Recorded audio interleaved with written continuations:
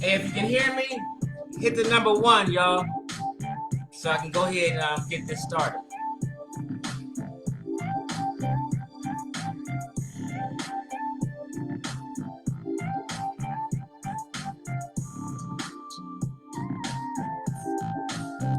What up, Deshaun? Hit that number 1 if y'all can hear me, please. All right, I'm loud and clear, James Everett. Yes or no?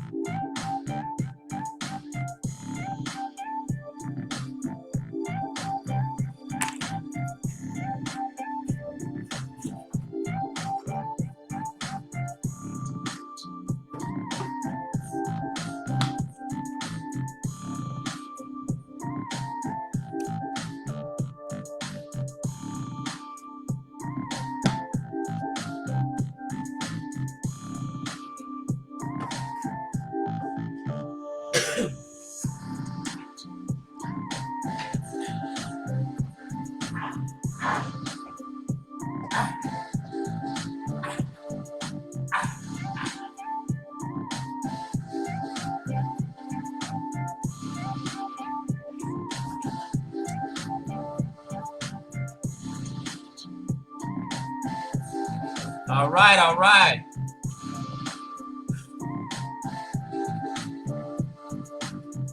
20 seconds.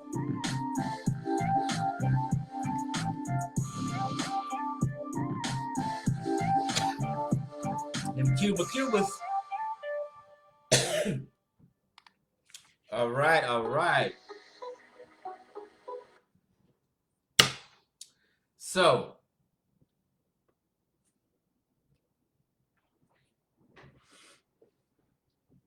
the topic is systematic racism. Is there really systematic racism in 2021? So, I need to preface this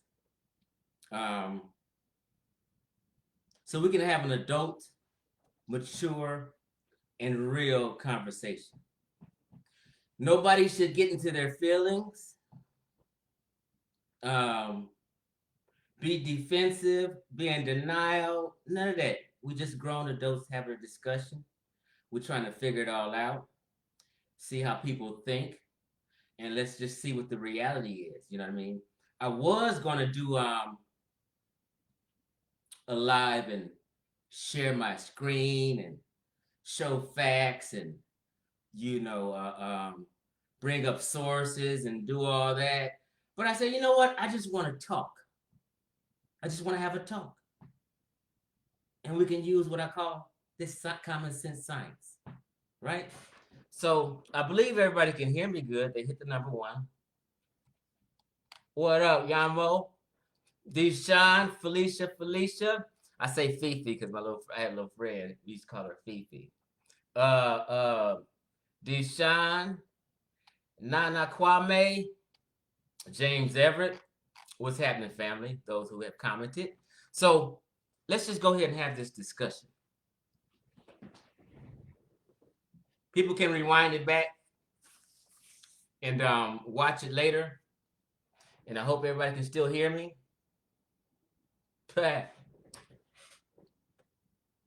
So, is there still systematic racism in 2021? First, let me say, in early times in our country, there was systematic racism. There was scientific racism. There was mass discrimination. There was redlining. There was a bunch of stuff that was going on. All that is true and real. So when I posed the question today, I made sure, let me just get to the post so I can just kind of read these comments and we're going to review this shit. When I made the post today, I asked a question. I said, this is a test. I want everybody to be honest. I said, in what field or system in the United States of America in 2021, which I put in quotations. When you see quotations, that means focus on that and base things off of that, because that's important, I'm trying to say. I said in 2021, does Black people get discriminated against and elaborate, I said. If there's no systematic racism in 2021, just put answer none. Right? So this is my question. So later after this video, probably you guys can review the answers on my page to these questions. So let me just start off with saying this. First of all, when we have these discussions, and on a lot of posts, we get into heated arguments and things like that, and I tell people to think. Don't be reactionary. Calm down, right? Because, you know, as Black folk, we get emotional. We'll be reactionary. We'll snap. We'll click. You know, we do all this stuff without thinking before we speak or type, okay? So I told people, sometimes when you hear things and hear discussions and topics regarding racism, discrimination, and things like that, what happens is people's minds automatically, just by whatever reason, their mind automatically may take themselves back to 1960. Their mind may go back to 1800 when it was slavery, and then they'll answer a question. So I've been telling people when we have discussions lately, you have to update your thinking. You can't answer a 2021 year question thinking with your mind in 1960, because you'll be off a little bit. I hope that's understood. This is kind of common sense. If I'm talking about systematic racism in 2021, you have to catch yourself and not allow your mind to go back to 1800 and 1960. You understand? So I tell people you have to update your mind and update your thinking. When I started this video, we all agree. No one's in denial. There used to be a lot of systematic racism. There used to be a lot of discrimination. There used to be a lot of unfair. We all agree. We're all on one accord. Okay? So we're talking about 2021 now. So you have to focus and get your mind in 2021 if the question is there systematic racism in 2021? That's just kind of common sense. So as we're talking and I'm going over these different answers people gave, do that for yourself, so you can have clear understanding and be up to date.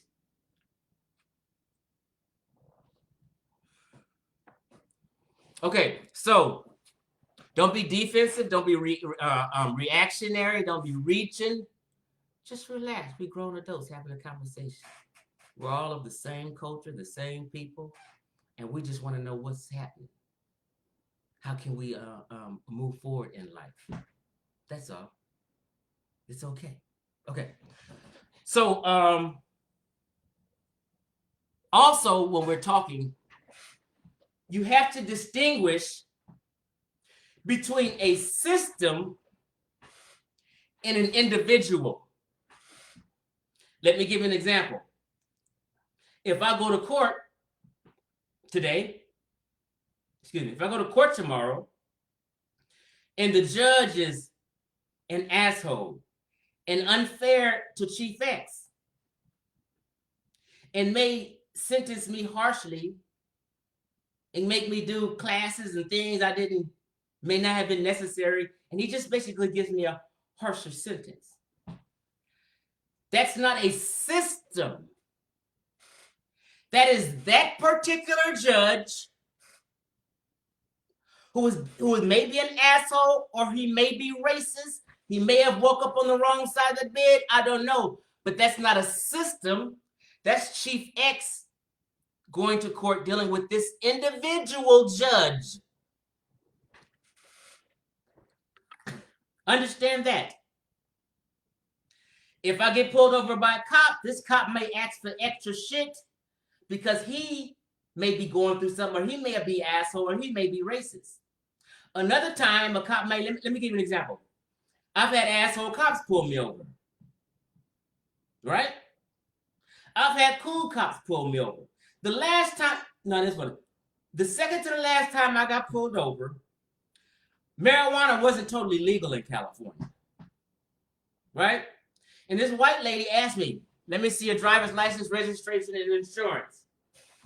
I wasn't thinking, and I went to my compartment, my middle console compartment, instead of my glove compartment, because sometimes I keep things there in my glove compartment and in my middle console. I tripped out and wasn't thinking straight. I lift up my middle console, 2 ounces of marijuana sitting right there. She looks at it, and she looks at me. And we both look at each other. I'm like this.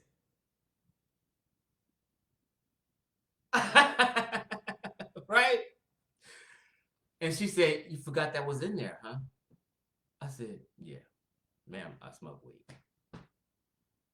She looked around and she thought about it. She said, okay, have a nice day. Let me go. I'm rolling. So sometimes you might run into a cool one, sometimes you might run into an asshole. What I'm saying is that is an individual person, not a system.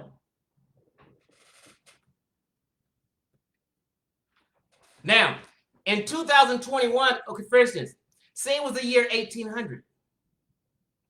Even North Carolina in the woods and shit, right? And somebody committed a crime against you, whatever. Sometimes in them eras, people can get away with things. Like today, we've had voter rights bills, civil rights bills, laws put in place to make things somewhat fair and that others don't break the law. So it's a new day compared to 1800 or 1950.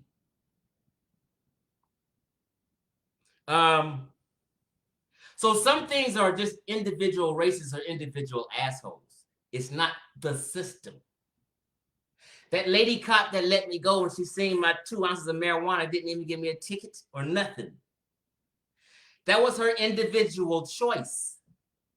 It wasn't the system that said, let black men go when you find 2 ounces of weed on them. Just like it's not the systems that said, take him on in. The officer made an individual choice. By law, she should have took me in or gave me a ticket. So we have to distinguish when we get into this conversation, we have to distinguish between a system or just an individual asshole or individual racist. Okay?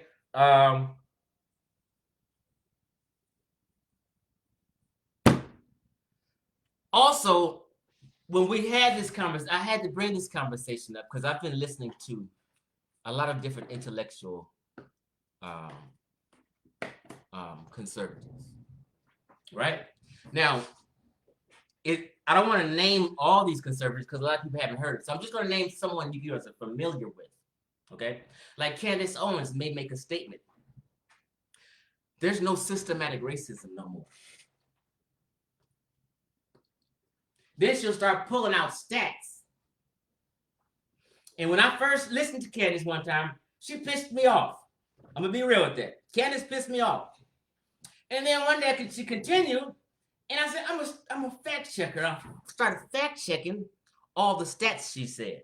And one main one that people just got totally upset with was she said 25 white men, unarmed white men in 2019 were shot. She said only 12 black men, unarmed black men were shot in 2019. So I had to fact check, and she was right. And I fact checked a bunch of, I said, damn it, Candace was right. I said, so what she is doing is shooting a bunch of uncomfortable truths at people. And when they hear that uncomfortable truth, they don't want to be seen as that person. They don't want that narrative to be spread. And they just, in their mind, get defensive. Ah, fuck that bitch. And that's what they say to themselves. She crazy. She's against black people. This is what comes to people's mind without, if they're not objective, calm, and not being reactionary, and maybe fact check what she said. Now, when you find out it's true, then what do you do?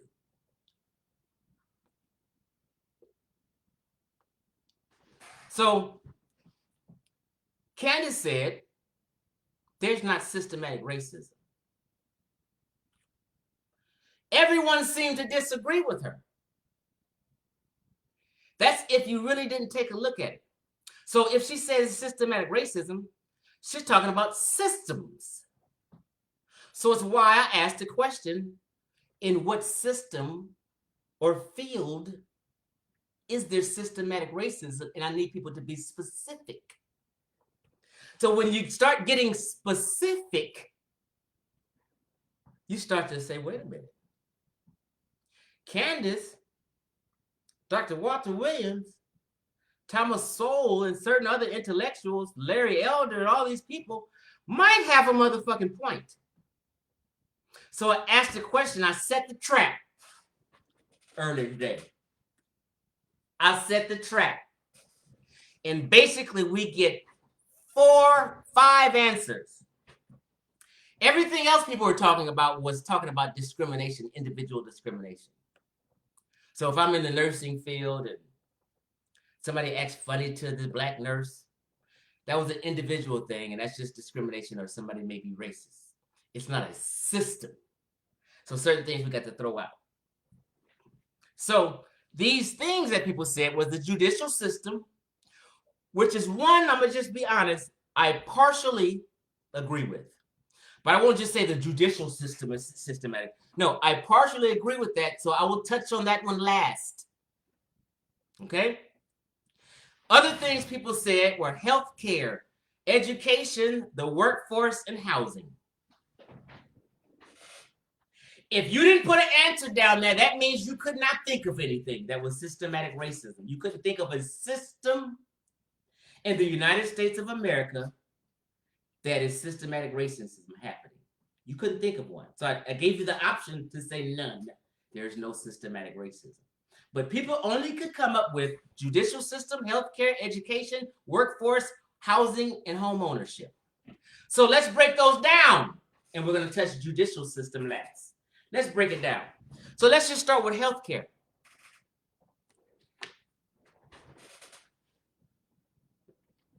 I'm going to tell you right now, there's no systematic racism whatsoever in healthcare. People are like, what? Let me tell you something.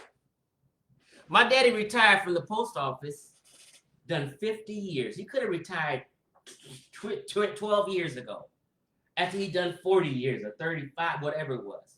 But he just continued to work the graveyard shift for 50 years. And he retired. He brought home his retirement package. What he got, he had so much sick time built up.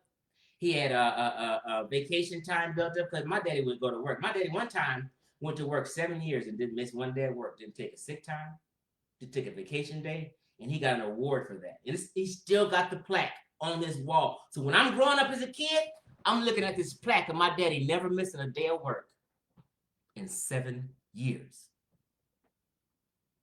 As an adult, I say my daddy crazy as hell. There's no way I can go 1 year. I could have went 1 year without taking off one day. I said my daddy was dedicated and a hard-working man. He was just like my grandpa in that area. So I had good examples of working, hard-working men in my life. Okay? So my daddy brought home this package. He showed me all this stuff and was talking. And I wanted to ask him, because I always wondered. Well, let me just skip that. Healthcare. Every single postal employee gets the same exact fucking health care benefits. There's no difference.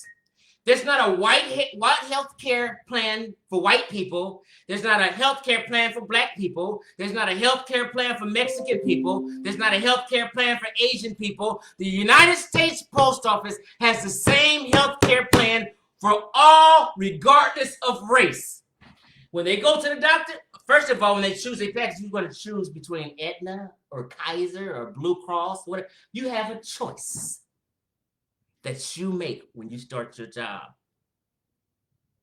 And when these people go to the hospital, whether they're white, black, Mexican, Chinese, at the post office, these postal clerks, they get the same vaccine, they get the same exact shot, they get the same coordination of time or when your appointment is. Everything is 100% exact, no matter of your race. There's no systematic racism in the healthcare system.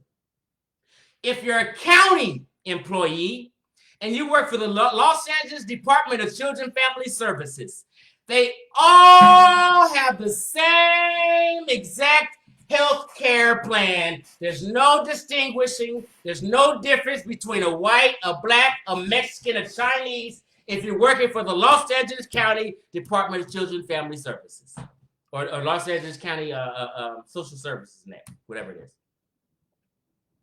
There's no systematic racism in the healthcare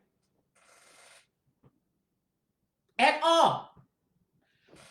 My daddy told me, he said he gets the same exact health plan as every other federal employee in the world. My daddy said, I got the same health plan that senators in the White House have. They don't have no different health. I don't know why people think that in their mind.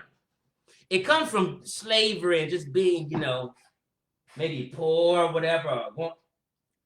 Federal employees have basically the same health care plan, whether you're a senator or a postal clerk.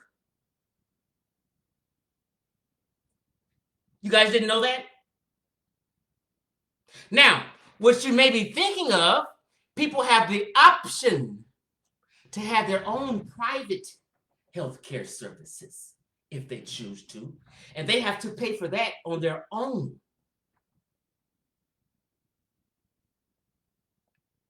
You have the exact choice to have some private health insurance yourself. Do you think they're going to say, nah, I don't want his money. He black. No, if you got the money, you can have your own little private insurance healthcare. But federal employees got the same motherfucking shit. There is no discrimination in the healthcare field, in the system at all. Now, there are poor people without jobs who do not have job insurance. Who does that affect? A lot of black and Hispanics. Whites too. Like, people don't even know. West Virginia is majority black. They are basically the poorest people in the United States down there. Them poor white West Virginians is poor, doing bad than most any hood in America. You guys didn't know that? Okay, so poor people go through disparities in healthcare because they don't have health insurance. They may not have a job, or they're on the county. Now, Kaiser may be better than county insurance, people on welfare. But if you have a job, like I worked for the Los Angeles Youth Network, my last job, as a youth counselor. Everybody at Los Angeles Youth Network had the same exact health care no matter what race you are. There's no discrimination. There's no systematic racism in healthcare. Are we clear on this now?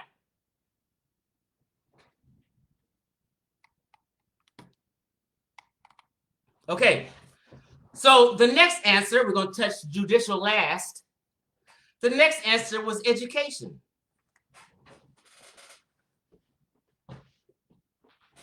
Now, this one contains many particulars that you have to look at. Mostly, you have a problem in education with funding and resources getting to where they need to be. Are we clear on this? Funding and resources may be an issue. Now, let me clear that up, though. Los Angeles Unified School. So I'm trying to speak from my experience and what I know. And I'm in Los Angeles Unified School District here. Okay? So Los Angeles Unified School District is a fucking good example when we're having this discussion. It is extremely multiracial here in California and in Los Angeles. So what I'm talking about is going to be a great example for you to think about.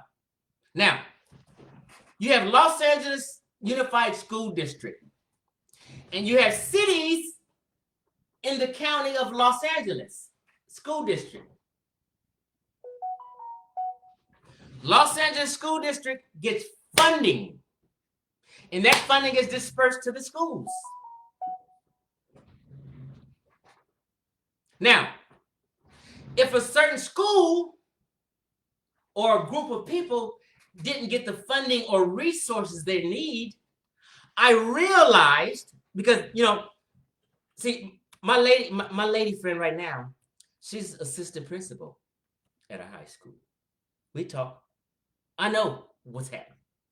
My ex, Dana, who I did a video with, and we sat at the table right back here, and we talked about school to prison pipeline versus parent to prison pipeline. Is it the school or is it the fucking parents? You remember that video? She's worked for LA Unified. She's still there, been there 20 years in a special ed, work with special ed kids. So us living together and moving together, I know about special ed and how it works in the unified school. So what happens is it comes down to people politicking for what they need. It comes down to what the parents requesting for what the school has. Right? Now, if a certain school doesn't have the people politicking properly to get this funding and resources that goes to all the schools in one same fucking district, that's on that school and the staff and the admin who didn't do proper politicking because they didn't give a fuck and they was trying to get a paycheck and go home. Their heart and their mind wasn't in it to make sure that their kids in this school gets what they need. Now, I'm not a specialist at this, but I just have a basic understanding, right? Because I remember back in the day, I used to live in Cerritos, which is a suburb of Los Angeles, and there was a politician who worked for the city of Cerritos, and I was like coming from Compton, and he was telling me a story how why Cerritos is so beautiful. The landscaping, everything, the city's just beautiful. And he was started to tell me that a lot of funding that was supposed to go to Compton for certain beautification and things like that end up going to these suburb areas. And then I started thinking, we had a conversation. I said, you know what? The politicians in Compton, the administration is not politicking properly in fighting for these funds to beautify their shit. I'm telling you, some people have a I don't give a fuck attitude and they want to get a paycheck.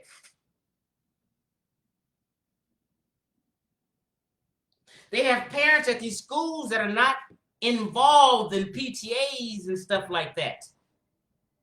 Where you might go to a suburb and some whites and Asians and their parents and families are involved in PTA. They're involved with the school. They're requesting certain things. Why is it this?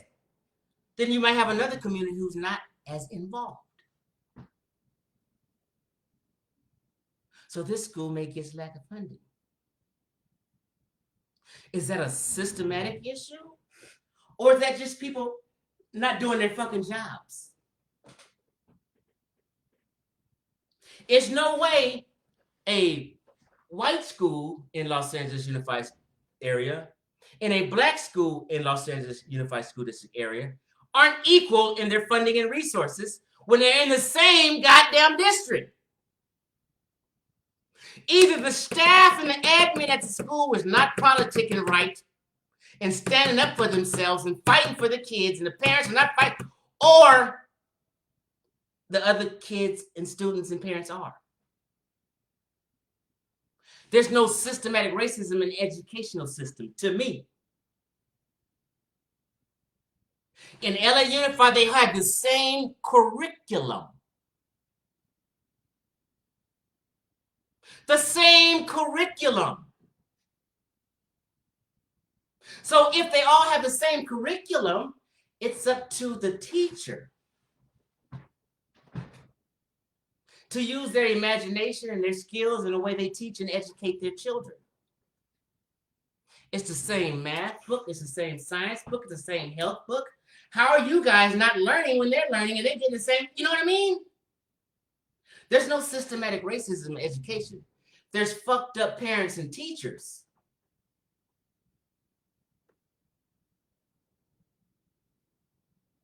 I went to Cerritos High School.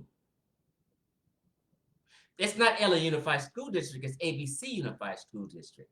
But ABC Unified School District, at one time back in my day when I was in high school, was the top 10 school district in the top 10 district in the United States. ABC Unified School District. Meaning, it was like a junior college. So today when I say I can't, these kids go to school and don't have no books. They coming home with no books. They ain't got backpacks or nothing. When I was in high school, listen to what I'm telling you. This is why. But anyway, this is why in each class we had a book. And when we left for class and went home, each of those books was in our backpack. And we walking home with books in our backpack. I don't see that today.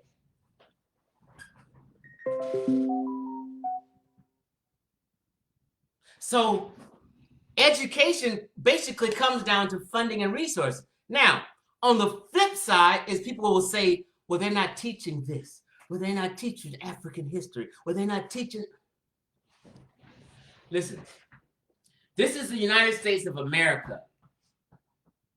United States of America is teaching the history of America, right? They're not going to specialize in any specific race's history here. Same as any other country. I can't go to Russia right now. If I go to Russia, they're not teaching African history and talking about Ghana and Nigeria and Ifa and the religious systems and all that shit. They're not doing that. Those are things you get when you get to college and you request certain classes in history. Join the Black Student Union. Pick your own classes and learn what you want to learn. But on a first grade to 12th grade level, people are of the mindset that they're supposed to be teaching you some deep African history.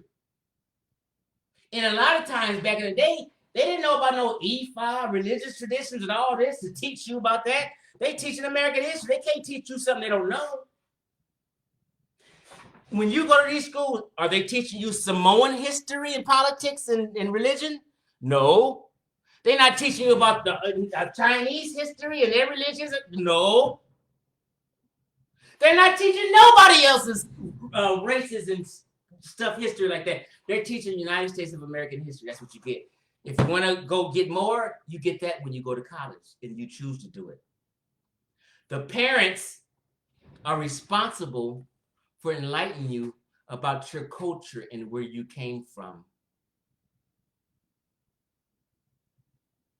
Not white Lily Miss Johnson, who knows nothing about Ghana or Nigeria or West Africa. That's your parents' job. Just like all these Jewish parents, all these Irish parents, all these Italian parents, they all teaching their kids their culture and their history, their distant history and culture, all that. So if African American parents aren't studying and researching and learning their history and culture in distant times and things like that, that's on them. That's you not enlightening your kid. You go to China. China ain't talking about Samoan history. China ain't up in there talking about the history of Venezuela. No countries are doing that. You get that on the college level. Or from your parents and family, period. There is no systematic racism in the education system. There's individuals fucking up and not educating the kids properly. It's not the system. The system of education is set. I don't know why people expect someone to teach you about traditional religions in Africa. It's so much to teach in school, they got set subjects to teach. Just basic, when you're in kindergarten through 12th grade, they just want to know and teach you the basics. Reading and writing, and some math, and how to speak your language properly. Outside of that, you get that through extracurricular activities, your parents, or when you get to college.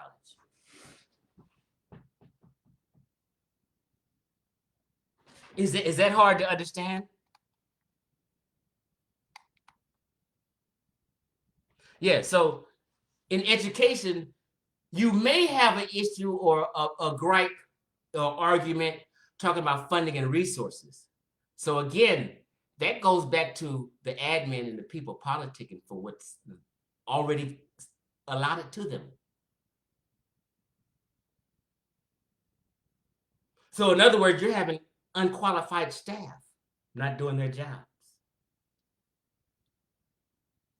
Politicians in Compton fucking off, redirecting money, getting kickbacks and shit. Compton politics used to be horrible. I don't know if y'all know that. And it was horrible because niggas was bullshitting in Compton. Niggas staff in Compton politics, they was stealing, they was doing all kind of shit. They got documentaries on that on YouTube. You can't blame the government for them niggas acting a goddamn fool in Compton.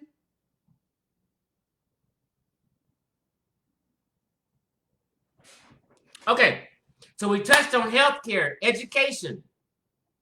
Like for instance, no one's discriminating you. Like if your child tested extremely high to where they said he was a genius. You know how they track kids?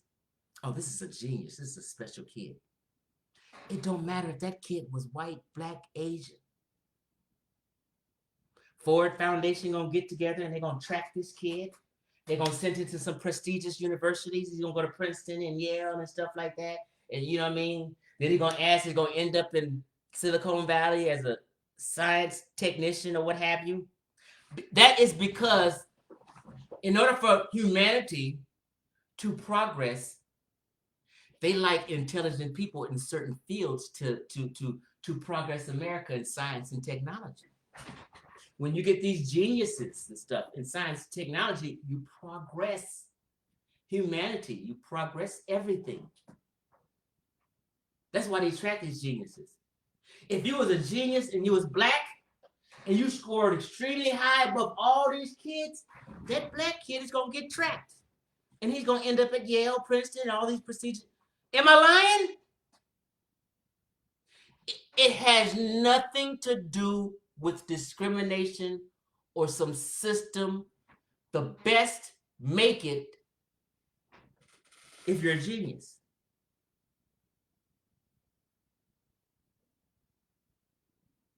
Okay, so now we get to another answer they said. Housing and home ownership. Like, when I was reading, I've had these discussions way back. So when I'm reading people talking about home ownership and housing, what they did was, like I told you, you got to update your mind and thinking. So when somebody say home ownership and housing, their mind clicked and went back to 1950. Their mind clicked and went back to 1800. Their mind clicked and went back to redlining, Jim Crow. They didn't have a 2021 conversation. They took you back. So in 2021, I said, housing and home ownership. Now, Chief X used to be a realtor and loan officer. I focus more on doing home loans and refinancing than real estate, although I did real estate also, but I just chose to do more home loans and refinance home because it was quicker money. I didn't like dealing with these goddamn buyers, and they picky. You might be dealing with them for a month, and they might shake you and find another agent.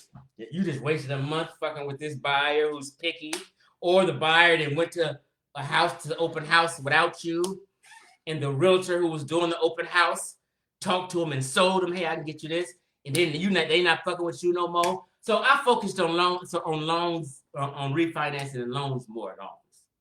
And I'm gonna tell you now, in 2021, there is not nobody getting turned down for a loan because of race. Nobody. Financial industry, nobody. They don't give a fuck. They want to make money. When they close a deal, when they close a loan, they get paid. Nobody ever said, I'm going to get $10,000 if I close it. I'm going to get $10,000 if I close this loan. Oh, wait, they're black. I don't want $10,000. Nobody ever did that in life. No realtor, no loan officer I ever knew, no lender ever did that. When we took our clients' loans, put their loan package together, and we took it to the lender, no lender ever did that in modern times. Matter of fact, I applied for 2 credit cards in 2020. Got them both. They have no idea what race Chief X is. Right now, they don't know who they approved that credit card for. All they knew about was the math and the numbers. They say Chief X got a 740 credit score. He said he makes this amount of money. His credit profile is good and clean. Give him it. They had no idea what race I was.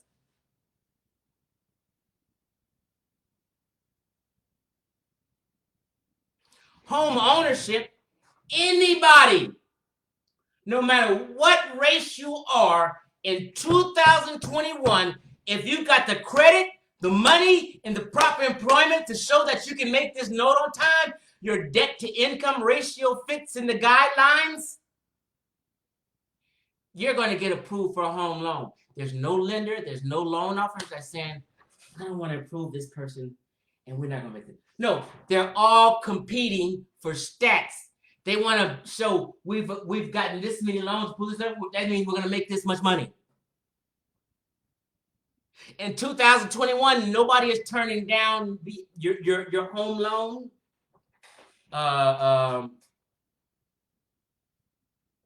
Credit card, getting a credit card. Nobody is turning you down on that based on race in 2021. No one has an argument on home ownership in 2021. There's no systematic racism in home ownership in 2021. Right now, Chief X can go to North Carolina, Georgia, any state in America. If I got the money and the proper credit score, I'm going to get that house. And there's nobody going to turn down the money they're going to get from closing that loan. Matter of fact, they are begging me to please apply for a loan so we can approve you and make some money. Whether you're Mexican, black, white, Chinese, whatever you are, this is common sense. People say housing. I guess you can group that with home ownership. I don't know what people really mean by that.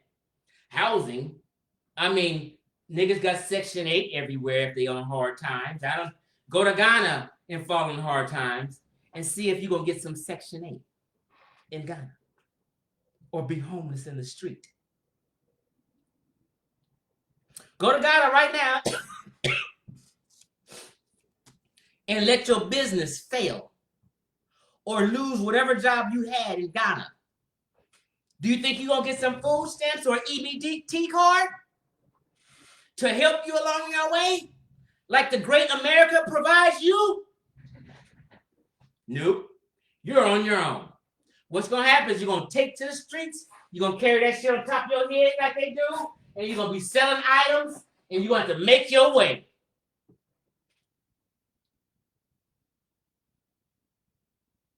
Housing, They've been housing poor folk everywhere for a long time.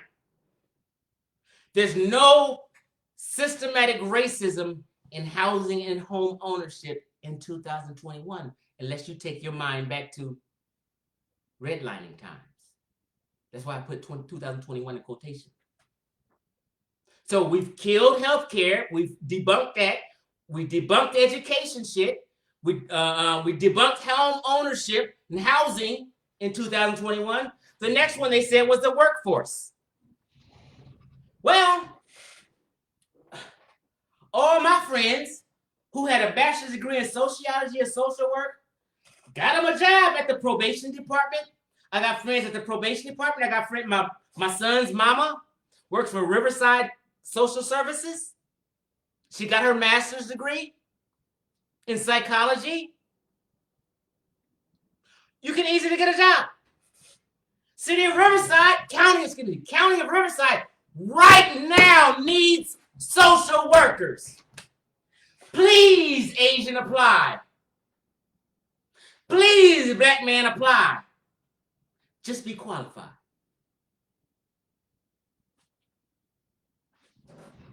The workforce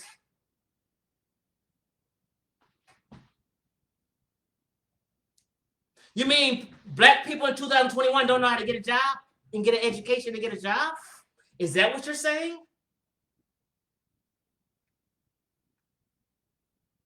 My friend on here today, let me just see what he said.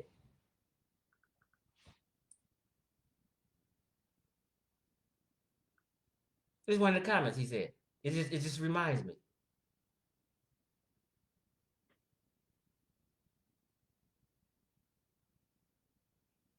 Deshaun Moore said, I made 3 bands yesterday from selling drinks and breakfast burritos outside the shipyard.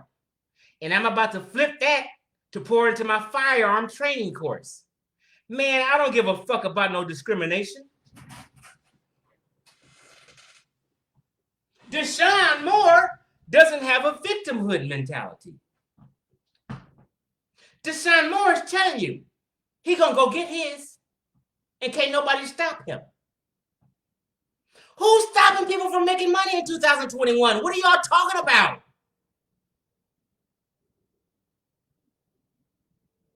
Right now, any and everybody right now, don't matter what race you are, can pay InkFile $225 and they will put together your LLC package for you and you got a fucking business.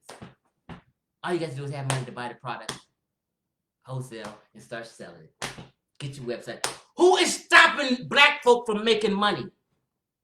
There's no systematic racism in the workforce. Now, you can go to a company and apply for a job and someone don't want to hire you.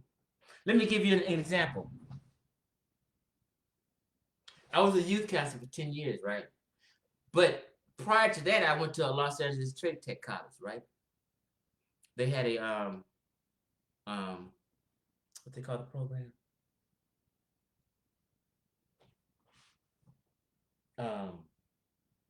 Anyway, they had a program. I had my first child, right? Jasmine, right? And me and her mom was together. And I kind of got clean from drugs, right? And I ended up going to school, right? After I got clean from drugs in 93, I went to college. I did a year, got clean, and I went to college. As I'm working, right? Damn, what's the name of that program? But it's at several colleges. The program was for working full-time adults who don't have time to go to school full-time like that because they work in jobs, right? I had 2 jobs. I would work at the group home in the daytime, and then sometimes I do overnight shifts, which was cool because I was able to sleep because the kids were asleep. But full-time job, I went to LA Trade Tech Junior College. 2 years straight, nonstop in the PACE program. That's what it was. The PACE program at Los Angeles LA Trade Tech College, right? So for full-time working adults, you had to go to school 1 day a week, which was on a Wednesday, for 5 hours after work. It was from like 5 to 10 or something. You go to one day at work, you go to school 1 day a week on Wednesdays and every other Saturday. And on those Saturdays, we do 8 hours because we weren't going. So Wednesday after work and on Saturday for 8 hours. I did that for 2 fucking years, right? This was in 1995. And I did 2 years and got 60 units, enough to transfer to a university. But I ended up getting a good job. No, here's my point. So I got the 2 years, which qualified me to get this position with the probation department as a group supervisor, GSN position, group supervisor nights. And you work at the juvenile halls on the overnight shift, group supervisor night. And they had turned me down because it was too soon, because I had convictions when I was being a dope fiend. I went to LA County Jail, San Bernardino County Jail, Riverside County Jail. I was in and out of the jails. So my past history was too recent for the Los Angeles County Police Department. Few years pass, and I get a little more work experience, and I applied for the LA County Sheriff Department. Not as a sheriff, but they needed, if you don't live in here in LA, you have the sheriff deputies, and then you have the people with the blue uniform. I forget their name, but they also work inside the jails, but they don't do sheriff work. They do other work inside jail. So I applied for the sheriff department, LA County Sheriff Department. And I remember going in on that interview, and these 2 white officers, 2 sheriff deputy officers interviewed me. And I remember walking up in there, and I had my tie on, and I was good. I was clean cut. And I remember the look that these 2 officers gave me. And I'm on point with interviews. I take jobs. This is what I'm going to do. I take jobs when I go to the interview. I'll do a video on that one day. But the way that these 2 white officers looked at me when I came up in there, I said, yeah, this ain't good. I will not get this job. So in my opinion, they discriminated on me. But it possibly could have been because of my past history. I don't know. But I just didn't have a good feeling. So in the workforce, yeah, you can apply for companies or certain jobs where someone may discriminate on you. But that's not a system. Those are assholes or individual racists in the system that you had to deal with. That's not the system. Because I remember LAPD. People were talking about, I need more black people, And they broke it down where they said, you know what? In LAPD, employees, police, is based on the people. If there's 14% of black people in LA, then LA Police Department has 14% black people working there. Hispanics, whites, Asian. Somehow that happened. So they hired, it's a fair hiring according to the population in LAPD. Then on top of that, you have people telling people, don't be a police, you're a coon and things like that, and all kind of dumb shit. Bad mouth the police, F law enforcement, all this. So you have a generation of people persuading our youth not to get in law enforcement. And our youth are thinking, if we're in law enforcement, we're going to be called names. We're going to be looked at wrong. And these are just decent human beings.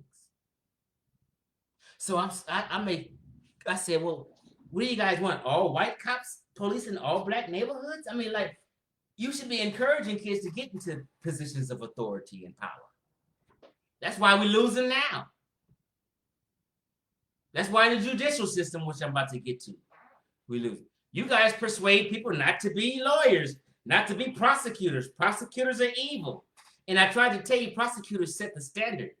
They choose whether to make a case or not, let somebody get a pass or not. We need way more black prosecutors. If I go to Toyota and some asshole don't want to hire me for Toyota company, that's that individual.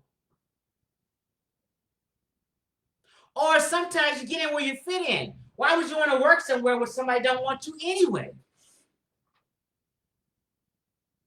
So in general, in 2021, there's laws placed in place. There's lawsuits that can be done. People don't want to get sued, so they follow the law. There's no systematic racism in the workforce. There's no systematic racism in how you can make money. There's no one stopping you from starting a business at all. You can do what the fuck you want to do. I got 2 businesses. I had not one niche of a roadblock in any business I wanted to start. I've never had any problems getting hired except when I thought about going to the sheriff department. I've had totally fair interaction with police. Now, there are police officers who are assholes. Well, fix that. Tell your kids to become police. So little Leroy can patrol grandma and auntie's neighborhood. And he can have a different attitude in that neighborhood. But no, y'all don't want little Leroy patrolling Big Mama's house. Y'all don't want little Leroy patrolling your auntie's neighborhoods. Y'all don't like no community policing. You want to discourage all that shit. That's why I said the other day, these real extreme pro-black cats are practicing white supremacy. White supremacy is the idea or belief that white people should rule and dominate you.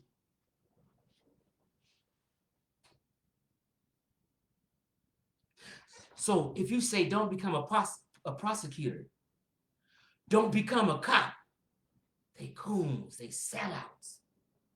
They gonna change your mind. If you're doing all that, what you are doing subconsciously is practicing white supremacy. Because on the flip side, you're saying we want all cops to be white. We want all prosecutors to be white. This is the mindset we're throwing to our kids. How are you telling kids,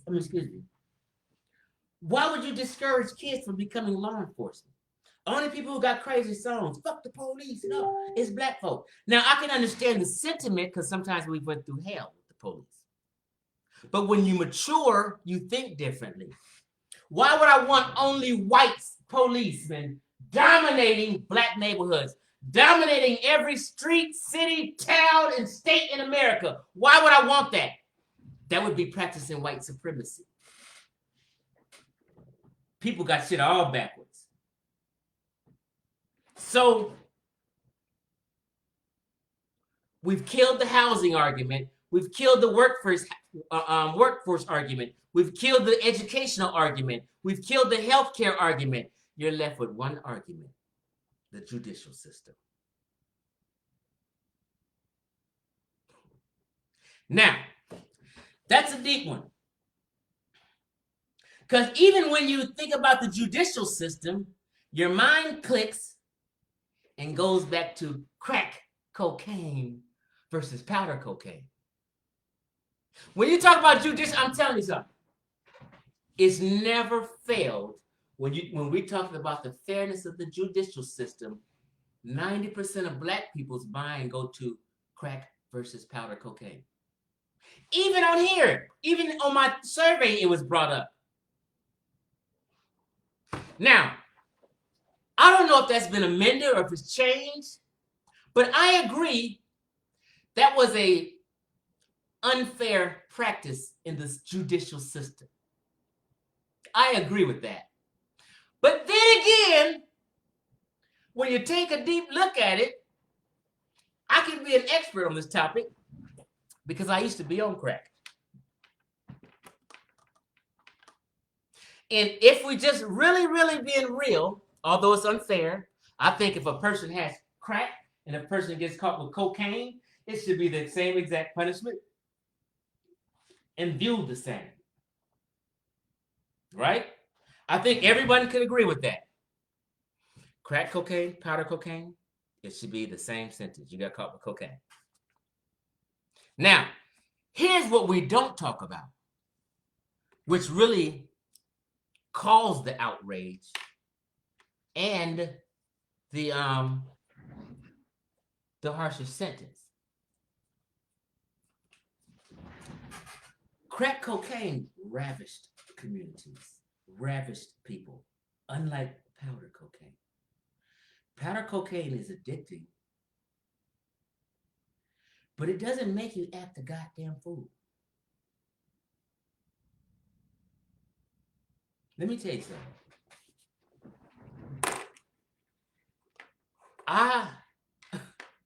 The only time when I was telling people I wanted in and out of county jail, it was only during that period when I was on drugs. That 3-year period from 1990 to 1993 is when I was in and out of jail all the time. LA County, Riverside County, San Bernardino County. You know why? Because I was stealing to support my habit. I would run around here to stores and pick up receipts in the parking lot. And whatever was on that receipt,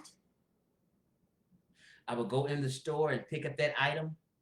I would make sure the barcode numbers on the receipt match the item's barcode number on the store. Like, say for instance, somebody bought an iron for $15. $15 is a crack piece that I can get high on. I go in there and find that iron that's on that receipt and take my receipt and that iron to the customer service desk, and I would say I would like a refund. And they'd give me a refund. I'd leave there and go get high. That was my main hustle. Or I had the gift of gab good enough. When nighttime hit and stores are closed, a lot of times people would be coming around. Hey, you can get it over here. You know how you're doing this, niggas in the street on this. I mean, I would hustle and make the connections with the dope man and the other dope things. And I'd get me a piece off. And so crack was making me do things that I normally wouldn't do as a normal human being. I remember got high, and when you high is a different feeling than snorting cocaine. This is why it devastated neighborhoods. I got high and ran out of dope. I said, I need some more. I'm all over the place. I need some more. That high is a euphoric high. You hit that shit, you be like, and you get to looking around, and that euphoria hits your brain, and it's an amazing high to where you absolutely have to have more because the time period is short. It may only last you 10 minutes and it goes away. And then the rest of the time you're left feeding for some more. So you go out and do stupid ass motherfucking shit. And I remember I got high and I needed some more dope. And I went to a grocery store. And I seen this Asian lady pushing her basket with her purse in it. No time would I ever do this to another human being. I was acting like I was showing her sales paper. Somebody gonna use this against me one day because niggas is just assholes like that. But fuck you. So what? So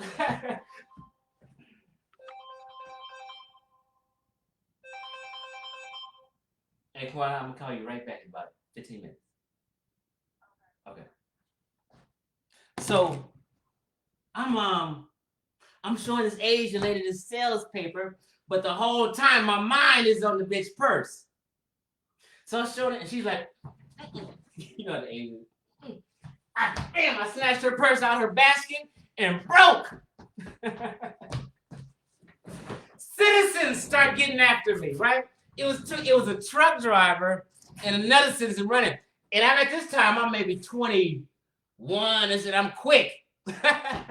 I got away from the citizen. But it was a truck driver who was seeing where I go, and he turned around and he seen where I went, and I hopped into a damn dumpster. I hopped into a dumpster, and they knew I was in that dumpster. Here comes the store security. I don't know how the store security ended up way over where I was. Here, the store security, and later police, they lift that shit, they found my ass, come on. Took my ass to jail, right? I wouldn't have done that under normal storm circumstances. I wouldn't even done that if I was on powder cocaine. Crack cocaine destroyed neighborhoods and makes people act a goddamn fool. you will steal from your mama.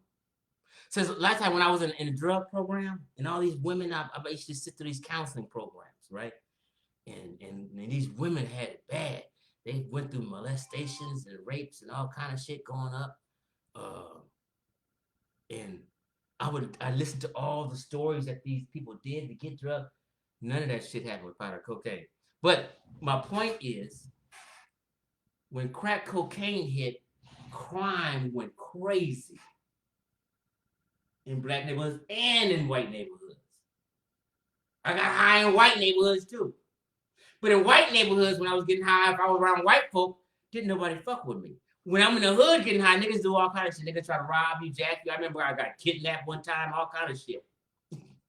Right? So people on crack was doing crazy shit, robbing, stealing, tearing shit up, shooting and killing. Crack made people act a goddamn fool, unlike powder. On powder, they would get high on powder and party. On crack, you're not partying. It's not that type of high. You're going to seclude yourself and isolate yourself. You don't want to be around nobody when you on crack. And when you high on crack, all you think, see, powder cocaine lasted longer. You can party, do your shit, and act and commit. No, crack. You don't want to talk to nobody. You don't want to be around nobody. And when that high goes away in 10 minutes, you're going to do something to get some more. Powder cocaine didn't do that. So I say all this to say, I think they were harsher punishing crack cocaine because crack cocaine was way more destructive and chaos behind it. So they were like, oh, no, hell no. We're going to harsher sentence. Even though it should be equal, I think all the things that come with crack cocaine and the behavior that came with crack cocaine made people sentence them harsher. So that's one thing that I can halfway agree with, that the judicial system practiced systematic racism then. But I don't even know today in 2021 if they still do a disparity in crack and cocaine. I think that's maybe have been amended or changed. So again, don't quote me on that. Maybe somebody can look that up and share with me. Somebody said kidnap. I would tell my kidnap story. It's funny. So maybe somebody can check into that. Are they still have disparity of sentence in 2021 between crack and powder? I don't know. Somebody can maybe check that. But I'm just giving you reasons why the hysteria was behind crack and a harsher sentence in people's minds. Niggas was acting a goddamn fool on crack. Especially, see, I was in it during the hype. It was like in the early 90s, late 80s. Every other homeboy in Los Angeles you had was trying to sell it. So it was like really prevalent. So a lot of normal people like today that may not have tried it, if they were in that time period, they would have been probably on it. Because it became a cool thing, which you would mix what they call primos. You would crunch up crack cocaine and put it in your weed and smoke it. And just normal people were doing that. But some people got addicted and never stopped, graduated from primos to the motherfucking crack pipe. And it was over. People never, ever recover. It's nigga today who was smoking in 1990 and still smoking in 2021.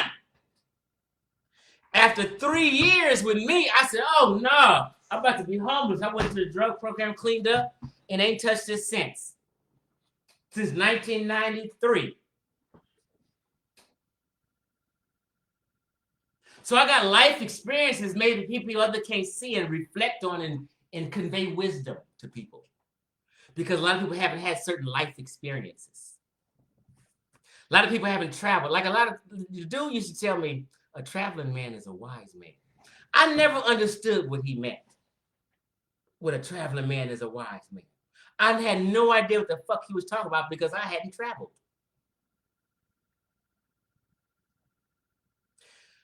And when I got in the Navy, I traveled. I went to Korea, Hong Kong, Japan, China, Tokyo, Philippines, Hawaii, uh, all them Asian places, and had a ball and seen.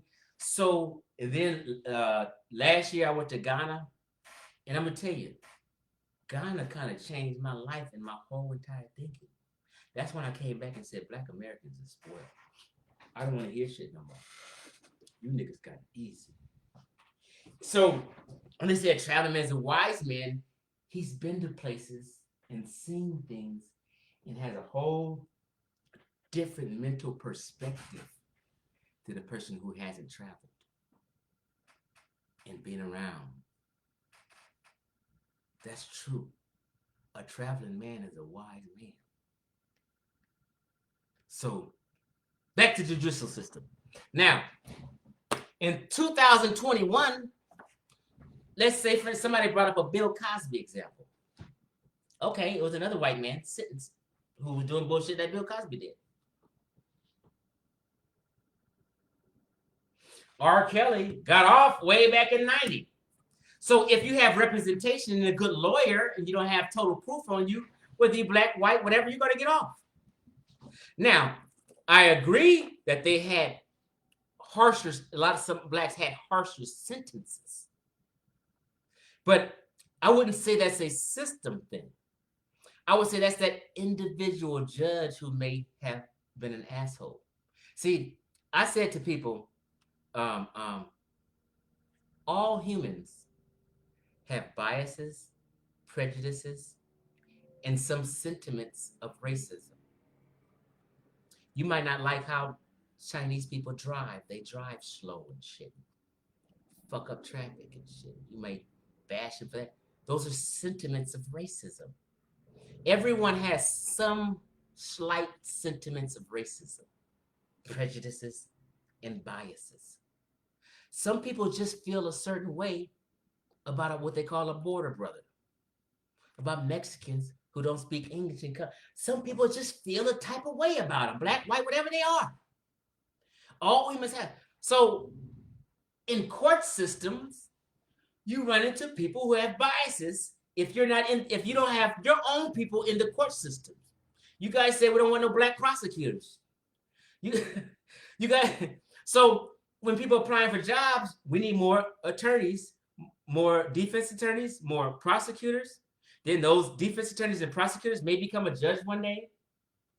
And then if a little black kid comes in front of that black judge, maybe that judge might take it a little easier on it, might not have these biases, sentiments of racism, and prejudices, and the kid get a break. You can't tell me about court and getting a break. I've been through it. I know niggas got out for murder. Plenty of them. I live in LA, home of the body bag. I know plenty niggas who got off for murder. And I know plenty niggas who got their ass locked up. In general, when you get locked up, you did that shit in general. 99% of the time, you did that shit. Did nobody make you rob no bank, rape this bitch? Nobody made you do none of that shit. All those were personal choices, and we already had a discussion last week when I broke down the crime stats, national crime stats. Black folk lead in all of them, except suicide. That's a fact. If Candace tell you that, you pissed at her. But it's the fact, it's the truth. Because Candace was kicking uncomfortable truths. We lead in crime statistics, family. We got to admit that.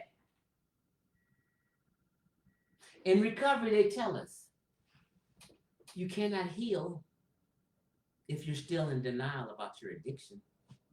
You're not going to heal because you don't think you're addicted, so you're going to continue to get high. Oh, they tripping. I can manage it. Oh, no, they tripping. I can manage this. I can just get high today and not get high tomorrow. No, you can't. You're in denial. So that means you're going to keep getting high.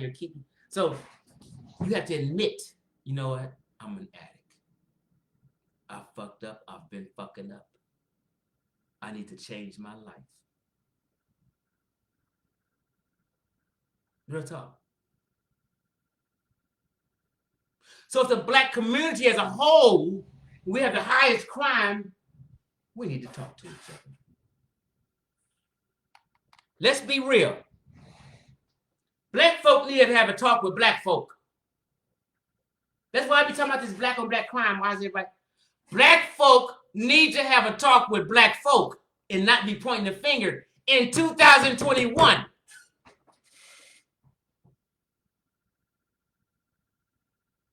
So I'm not so sure totally in the justice system in 2021 there's systematic racism. I know niggas getting off and I'm looking. Now, these biases and prejudices and sentiments of racism that might afflict a judge, and he gives that person a harsher sentence based on that, then that's that individual who's a racist. And in that city, and in that courtroom, he unfairly sentenced that person. That's not what you would consider a system of it. All black folk know kids who didn't got off and got treated lightly. Like, my daughters have a little cousin who lives with them. Bad as a motherfucker. This motherfucker's not even 18. He got 2 GTAs, car thefts, 2 times being found with a weapon, a gun, a robbery. I think he's 16 now. Every single time, he's a minor. This motherfucker should be in YA, youth authorities right now. I wanted this kid away from my daughters, because my daughters are adults. But my daughter has a baby, my grandbaby. I didn't want this nigga in the house with my grandbaby. That's why my daughter and my grandbaby lived with me for 7 months. I said, I got to protect them. And she asked me, she was having problems at her grandbaby. She said, yeah, come on. If I didn't do that, and something happened to my grandbaby, or she got molested or touched by this motherfucking monster, in my opinion, I wouldn't have been able to live with myself. My protection mode kicked in. I said, yes, stay here. She stayed here 6 months. And during that, no, 7 months. And during that time, I felt good that they were safe with me. I got pistols up in here. They safe with me. So during this time, I said, you know what? You guys are grown. My younger daughter's 22. My other one's 24. And I'm sitting here trying to work with them and tell them what to do. I said, y'all are grown women now. You're not kids no more living with your granny. Take charge of your life and what's going on in the household. Don't let your aunties and your grandma just run off at the mouth and let this kid get a pass. I said, no. I said, if you guys are finding drugs and guns in this room and shit, I said, you know what? You're supposed to protect your grandbaby, your baby. You guys got every right to call his probation officer. His number is everywhere. Say, probation officer, I feel in danger with this crook up in here. He got a gun in his room. I need you guys to come and get this kid up out of here. I said, I don't give a fuck if your grandmama mad after. You need to protect yourself and that child. This motherfucker done hit my daughter one time. They was in this fight in the house scrapping with this little motherfucker. But he's grown up now and strong. He's a strong, big 16-year-old boy. My 20-something-year-old daughters can't beat him. He's a thug.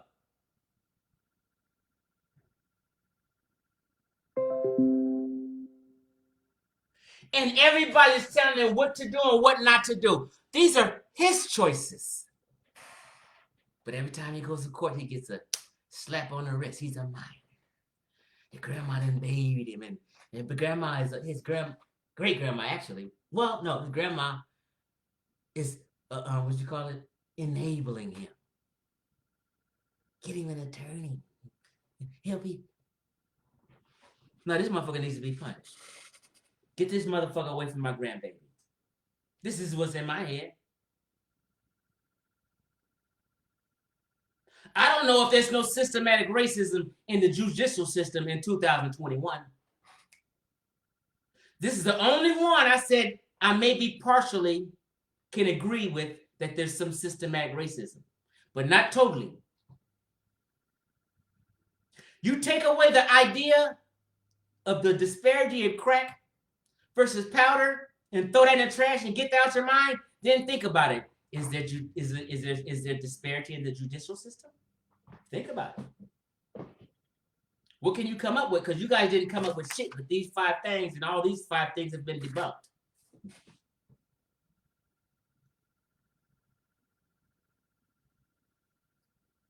I ain't read not one comment yet. I'm going to get to them. And we're going to continue this discussion. The one systematic thing that you guys came up with that I halfway, partial, not even halfway, a quarter agree with is the judicial system. The only things y'all came up with, the healthcare system, that's debunked. Educational, we debunked that. Workforce, we debunked that. We debunked home ownership. We debunked all that shit. So there's some people who rant and rave systematic racism. And these same people couldn't come up with an answer and make a comment on my post.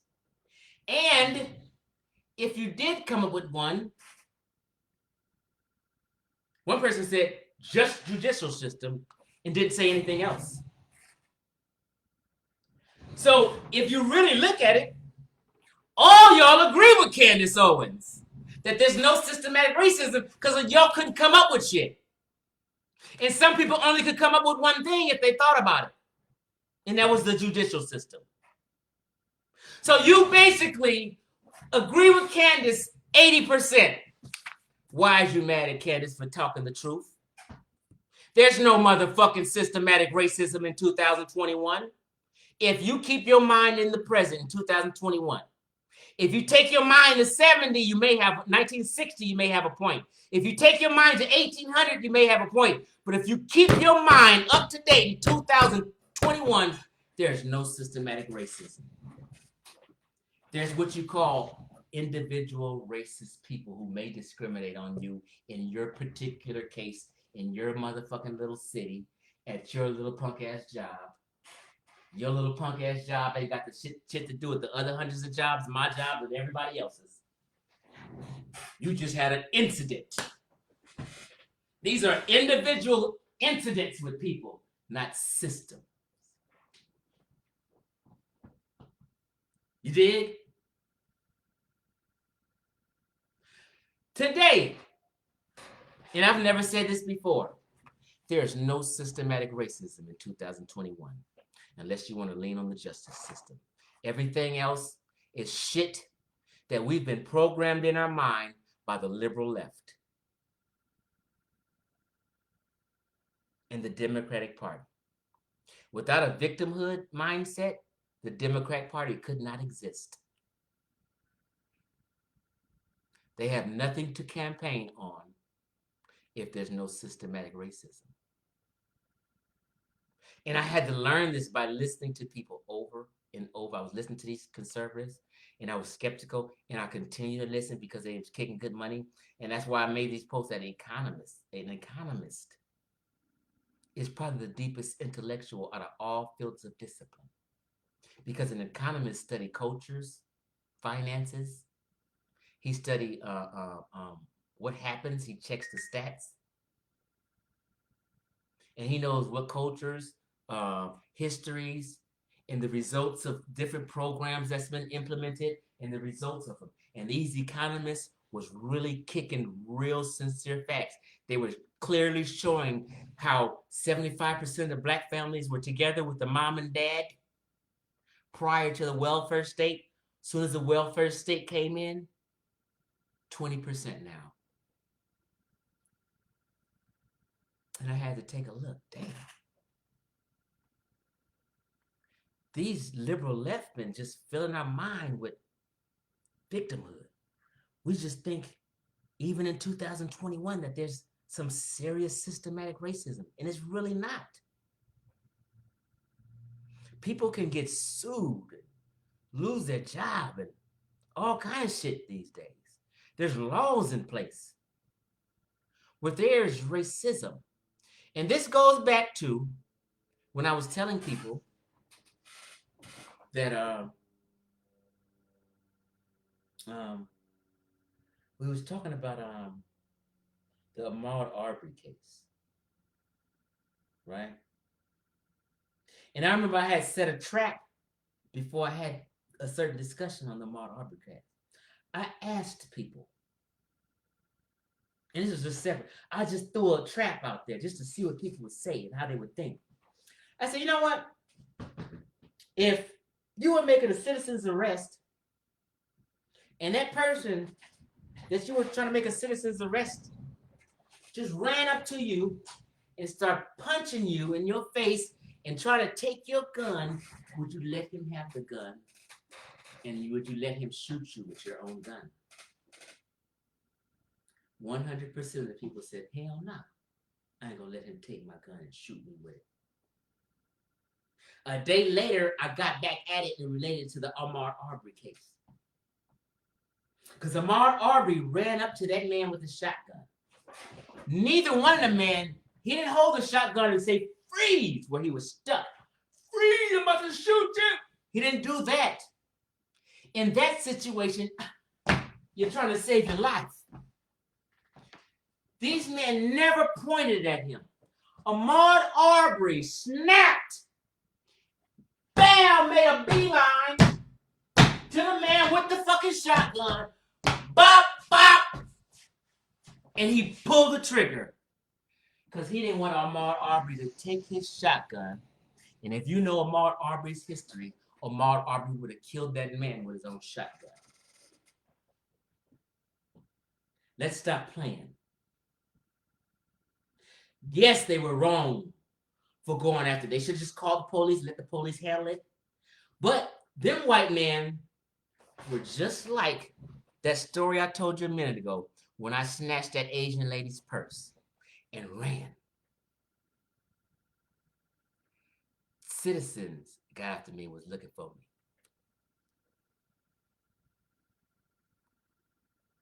Police was called and they got after my ass.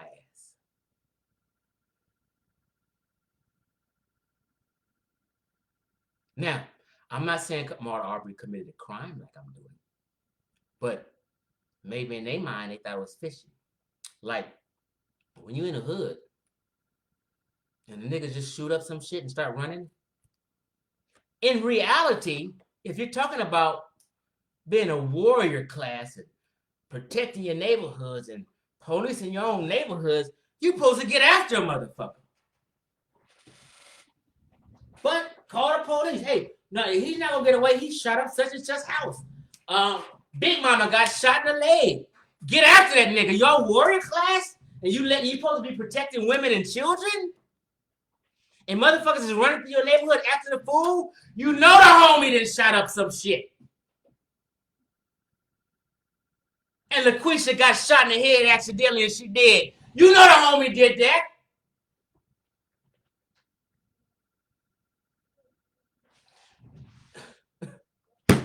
Man, it's so much more. I ain't gonna go there. But so we talked about these 5 things: judicial system, healthcare, educational, workforce, housing, home ownership. That's all people could bring up. And we settled on the judicial system partially. Did anybody do that homework and find out if crack and cocaine still has the same different sentences in 2021? I don't know if that was amended. Let me just read these comments. That's what we talked about.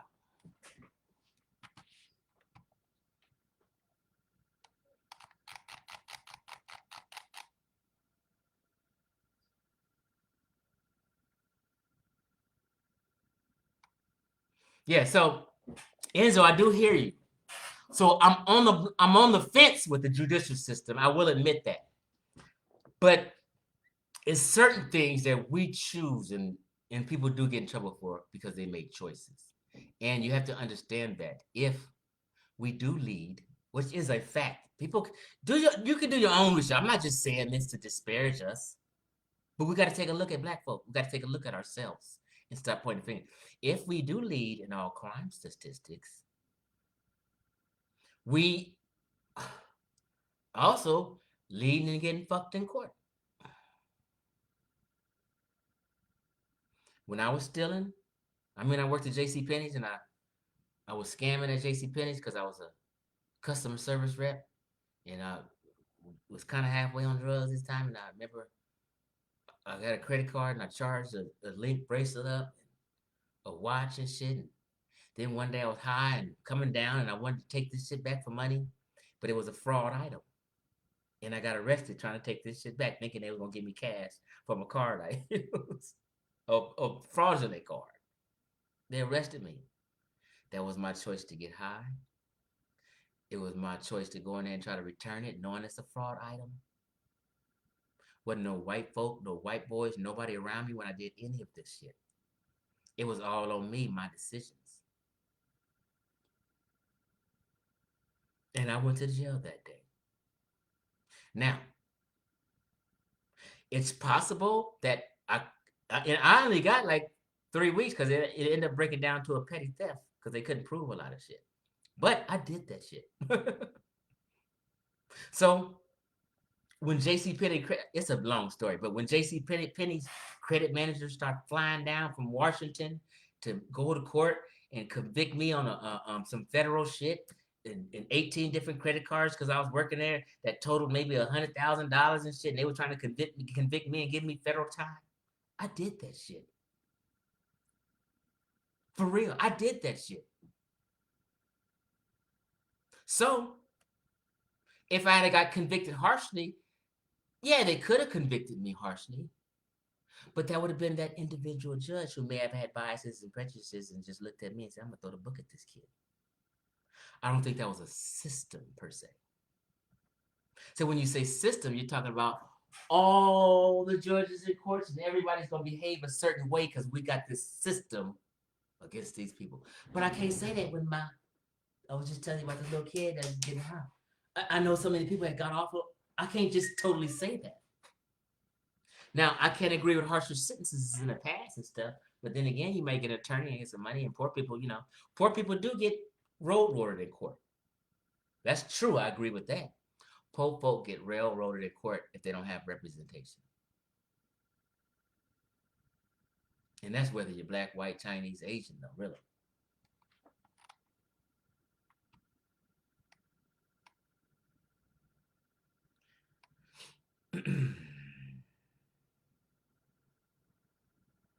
Okay, now, when I used to have a Cadillac when in Brohams, right?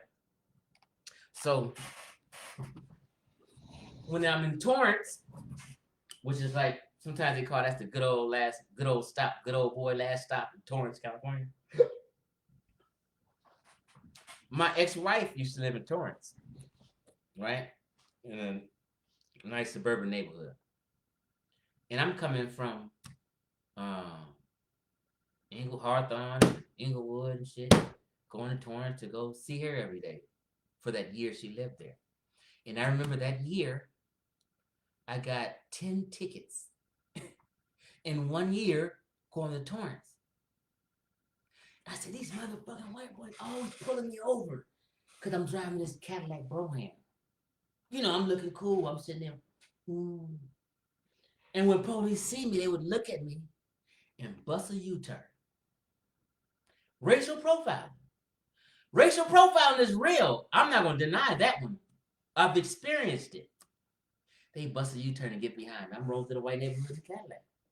So in their mind, that individual's mind, he said, look at this thug. I wasn't a thug, though, but I'm driving a Cadillac. Look at this motherfucker. He makes sure they get behind me. I got 10 tickets in that 1 year. But they always stop me for infraction stuff. A tail light. The registration. I ran a stop sign one time. I actually was driving foul, though. Sometimes my registration wasn't right. My tail light, it was always something real that they actually pulled me over for, but sometimes it was a little extra. I can admit the racial profiling thing. But when I switched cars and had a Honda Accord, I never got pulled over, ever. Like my Audi now. I just have an Audi. I don't have like a muscle car per se. They don't even look my way. It was always the type of car that a person drove that kept pulling over. I said, I ain't buying no more Cadillacs. Since they got rid of that Cadillac, I ain't never been pulled over like just for no reason.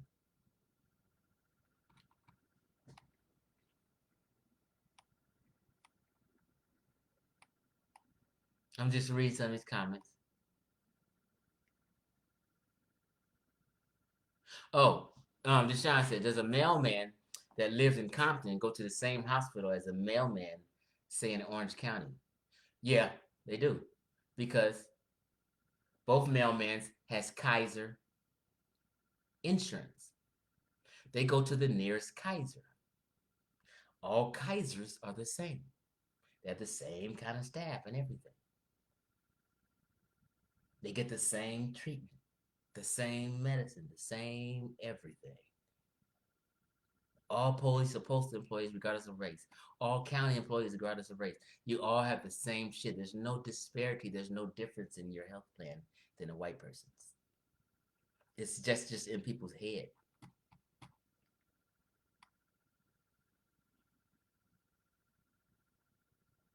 Yeah, so on the school issue we talked about, there's a problem with funding and resources. Usually the curriculum is the same. And that just depends on the care of the teaching staff and the admin. Sometimes niggas just don't care and want to get a paycheck and go home. Sometimes they do. Like, it's a school out here called Verbum Day. It's an all-boys black school and some Latinos. Verbum Day, look it up. All-boys black school. In Watts! These kids excel. And it's a private, but it's the staff. They have black male teachers teaching these black boys. Look up Verbum Day. I think it's in Watts. They have black men teaching these kids. They have a staff who cares. A private school. They on point. They have good sport. You know. It's the staff and the teachers. It's like I ship every day. I go to the post office and I mail things every day. Every day. I have a hard time at these post offices with these all black women all the time. They have nasty. For a long time I gave them a pass. These are my sisters. I like chopping up one, but every time they have this attitude. Just sometimes I had to actually stop going to certain post offices with these black women up in here, and I go to the one in Gardena now, and I'm so much at peace. I don't have to stress where she's going to snap and have an attitude at me, or they're going to have an attitude with the customers because the customers don't know this mailing price or what this box is, and then they just so fucking nasty to the customers at certain post offices. And it's the same system in the same county. It's just the employees. These individual people working at the places who fucks it up and makes the system look bad. I go to this post office in Gardena. Yeah, how you doing? Okay, thank you. Yeah. Well, no, this is no problem. I had to stop fucking with my own black sisters, and I gave them chances for 2 years. I won't show up at their post office for nothing no more. Unless they're the only thing open and I'm in a rush and they're close to me. Black people need to have a talk with black people and stop pointing the finger at white people. We got too much shit we behind on, deficient on, and how we gonna point the finger? This system is set in 2021 by laws and rules. What you have is racist people. And guess what? This was my point earlier, I forgot. And guess what? You cannot legislate love. Denzel said that. I showed the video. Denzel Washington said, and he was basically saying what I'm saying. He said, you cannot legislate love. And what he's saying is, you cannot change what an individual feels inside his heart. No matter how much you protest, scream, yell, be mad about, I cannot change Hillbilly Bob's mind on how he feels about LaQuisha. So until the day you die, and the day your kids die, your grandkids die, they're going to be racist people, prejudiced people that never ends. They've been that way since the beginning of mankind. So if you're thinking you're going to make racism disappear, you're wasting your breath and your time. It's not the system. It's certain people in the system. To combat that, get your people in the system. Get your people educated. Get your people in these jobs of authority, jobs of power. Get your people educated so they can become lawyers, doctors, chemists, so they can work in Silicon Valley. And they just don't have to hire Nigerian immigrants in Silicon Valley. Who's getting this education? Did you guys know? Let me just throw this out there. I don't know if you know, but the most intelligent, successful college graduates in tech jobs and just overall in smarts and intelligence is Nigerians. Nigerian immigrants lead most immigrant categories. Them folks be getting that education and coming over here. You niggas been here and had the chance and ain't getting it. That's why the other day I said America is comfortable with black immigrants. They have a different history that don't involve slavery in America. And I said that's why Barack, Kamala Harris, these are second generation black immigrants. Barack and Kamala. They have no experience with slavery in America. None of their history, none of their family, none of their ancestors had anything to do with being enslaved in the American system. White folk are comfortable with black immigrants, not you, ADOS. That's why all those tech jobs is Nigerian immigrants. There are barely a lot of blacks, but the blacks that are in Silicon Valley and these high-tech jobs are Nigerian immigrant blacks because they're getting the education in them fields. It's like my son played college football. When I look at these kids, what they want to major in, it's always the normal basic ass shit. Look at these kids on these what they're majoring in. It's always normal basic shit. Psychology, sociology, or now sometimes they're putting real estate management. It's always just basic shit. So I said, son, I'm telling my son now, why he said, son, you should do something major and do something out the box. Not just no normal psychology. Social. There's nothing wrong with getting an education in those fields and getting a job. But you're just going to get an educational fields and you're going to get a job that just pays you check to check. And you're going to live check to check and be broke just like everybody else still with your bachelor's. I said, do something out the box. With that degree, you can get some money. I actually want my son to be a fireman because he'll make a good fireman. A lot of firemen are ex-athletes.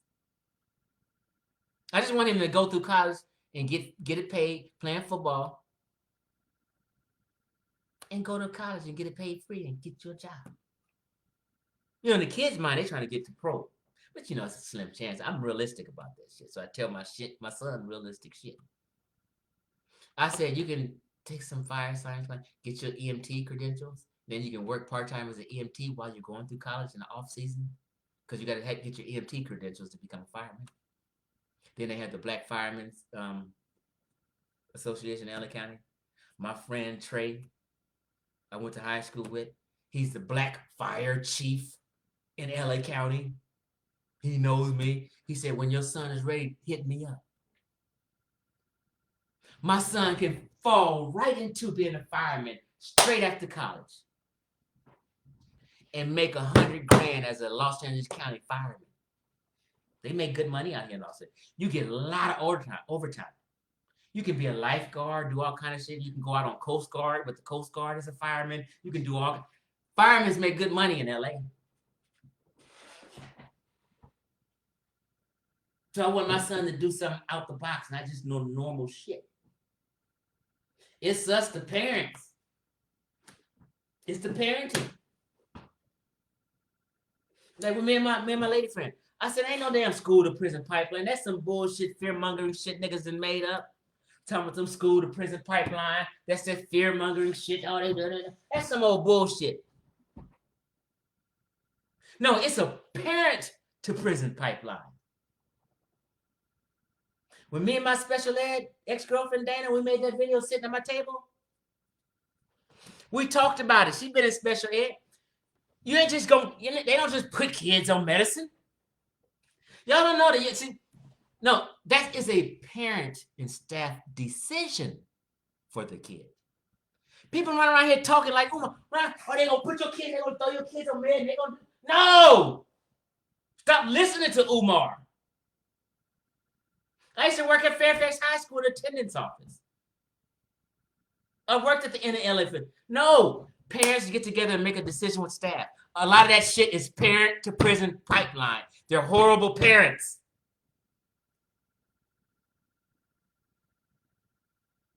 Ain't no school sending kids to motherfucking prison. They want kids to graduate because their stats look better. They do everything in their power to graduate kids so that school stats can look good. They're not trying to fuck up their stats and send your kid to school. And send your kid to prison. The police don't even come to the campus unless a crime is committed. So if the police come to your campus to arrest a kid, your kid committed a crime. He busted a kid upside the head with something. He stabbed a kid with a pencil. And your mama, these mamas and grandmas wasn't able to handle this kid. He was wild as hell with the grandma, with the mama acting a fool, just like my daughter's little cousin. Went to school and busted a kid upside the head with a rock. Committed a crime and the police arrested. The school ain't done that. That boy done that. The school give these kids chances after chances. We done the video with the special ed teacher, my ex. They bend over backwards for these kids in the LA Unified who's in special ed and acting a fool. They bend over backwards. I know it. But at a certain point, this motherfucker's incorrigible. He's going to prison. The school didn't send him there. They didn't have shit to do with that. They want to graduate students, improve their stats, and get better funding and all that. They're not trying to fuck up their funding and stats behind you ignorant motherfuckers.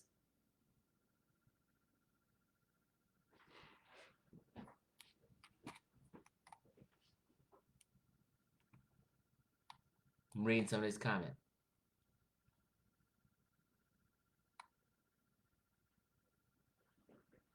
Yeah, I mean, ain't no housing discrimination. Ain't no home ownership discrimination. Where are you guys getting this shit from? I'm telling you where you got it from. History and the liberal left fear-mongering you.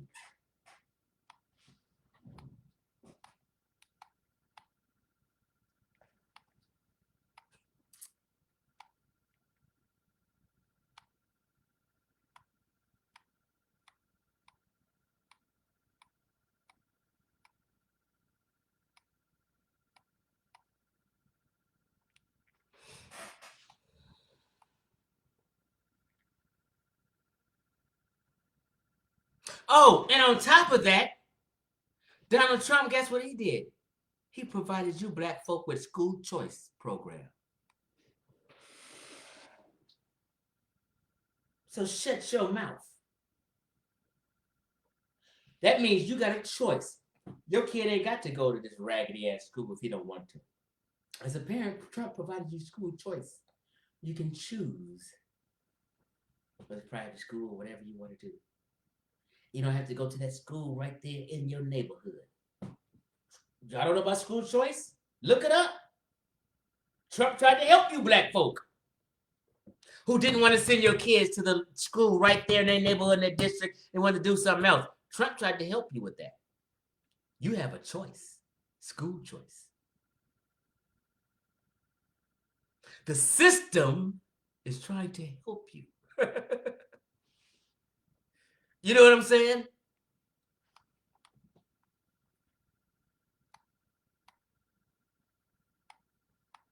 I'm just going through these comments and questions. Yeah, Gary Brogan.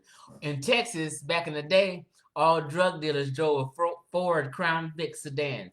The drug dealers all drove the same car, and everyone knew it. That's what it is. That's why I was getting racial profiled in my Cadillac when I drove through Torrance. This is what the niggas do. They rode them Crown Vics out here too. And it's just in the cop's mind, that's that motherfucker. Let's go get him. It's a natural inclination. But some of them are racist, but that's just individuals. Some let you go just where they found that 2 ounces of weed in my car.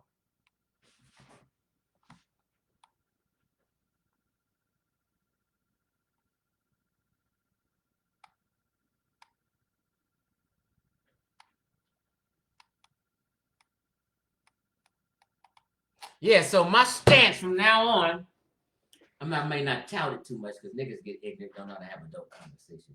My stance is there's no systematic racism. There's individual racists that work in the system that make the system look bad. But no system in the United States of America is set up against you. You need to fit in the system. The war is over. See, I was going to make a video, and I'm still going to do it. It's going to be a huge rap because I've been thinking about making this video. The war is over. Let me just give you a clue what it's going to be about. The war is over. White folk won. There's no get back. There's no payback. Laws and rules and things are established. They put their foot down and stuck the flag in the ground. They chopped up Africa, split it all up, and ruled that. They came to America, kicked Indians' ass. I'm not saying none of this is right. I'm just trying to tell you what happened and what's happening now. The war's over. White folk won. They dominated Africa, kicked their ass. They wasn't scientifically literate to fight back and trade and get some gunpowder and guns and blast these motherfuckers away. They was too busy being spiritual. That's why I tell you, most countries and nations that are real spiritual are also real poor. Because in their minds, people waiting for their pie in the sky. They waiting for some spirit or some ritual or some fuckery to change their life when none of that does. What changes your life is you getting an education, going to school, and making shit happen. You can pray all you want for a motherfucker some knowledge. No knowledge is going to fall in your lap. You got to seek knowledge. You can't pray, I want to know. Oh, I wish God let me know. No, you got to seek knowledge, pick up a book, read it, watch some videos. You got to seek knowledge to gain knowledge. To get a good job, you got to get an education, go out there and put an application to work, all this print. So that's why I said people who are real spiritual are poor people. You'll be hard-pressed to find people with master's degrees and PhDs that are real, what you would call spiritual, into a lot of this old fuckery.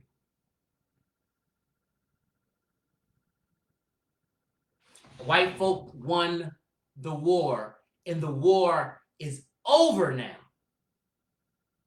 You're here in America, right? You ain't left. You ain't thinking about leaving. Oh, this is gonna drive me to it. You're here. You're not thinking about leaving. You ain't even visited nowhere. You're here. You had babies here. Your children are here now. I have a granddaughter. My children's child is here now. My children aren't going nowhere. My grandbaby ain't going nowhere. It's going to be a line of black folk forever, like it has been, living here for generations and generations. Guess what? The war is over. What you now have to do is make your way in this world and take it. With this, a lady said in a comment, which was, I said, I'm going to start using this. It was a brilliant comment, and I always thought the same thing. Where's this comment at? She said,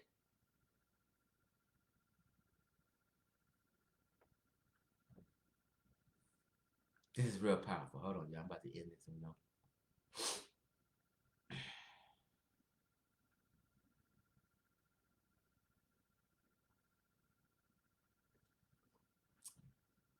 Oh, did she erase the comment? Oh, I can't find it. But Linda said,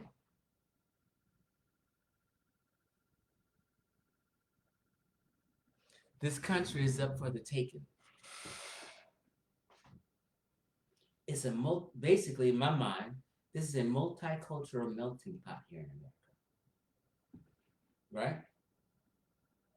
If every black child got a law degree and they flooded lawyers associations, they flooded the courthouse, they became the judges, they became the prosecutors, all black kids become cops, they become the police, they become the sheriff, they become the chief of staff. Just like these black cities now, they have a black mayor, a black police chief, black politicians. Some cities is all black. When it's up for the taking, you put yourself in all these positions of authority because the war is over. We have to make our way in this system now and make the best of it and join the motherfucking team. The saying, if you can't beat them, join them. We couldn't beat them. We didn't beat them. And the war is over. The system and the flag has been set. Now you got to work in that system and you live here. You're not going out. Take it. Take them jobs. Take them politician jobs. Barack took a presidency. Take these jobs and make the best of it for your families. When the people make the Olympic team, guess what they're wearing around their neck? They're running around that track with that American flag. We won. You're in the system now. You niggas ain't going back nowhere. You love America. Don't let any extreme pro-black tell you, these niggas ain't going nowhere. They love America. They love all America has to offer. They love and enjoy all its spoils.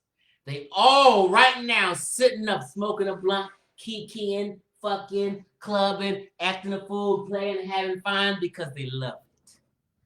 They know if they fall on hard times, America got their back, and they're going to get some food stamps.